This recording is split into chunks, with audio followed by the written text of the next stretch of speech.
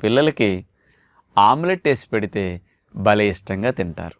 ఎందుకంటే ఆమ్లెట్ అనేసరికి నూనె ఎంత పడుతుంది, కొంతమంది నెయ్యి అయినా వేసి ఆమ్లెట్ వేస్తుంటారు.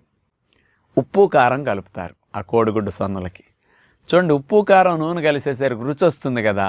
ఇంకేమీ కలపరు, సింపుల్గా ఆ గుడ్డట కొట్టడం, ఒక కప్పులు వేయటం, ఇంత ఉప్పు కారం వేయటం, ఇక ఈ కొట్టిట కలిపేలోపు పొయ్యి మీద రేకు పెడతారు, మూకుడేదో చక్కగా అందులో ఇంత నూనె నెయ్యి వేసేసరికి 1 minute అది నూనె కాగుతుంది శుభ్రంగా. అందులో ఎట్లా అంటే 2 to 3 minutes ఆమ్లెట్ అయిపోతుంది.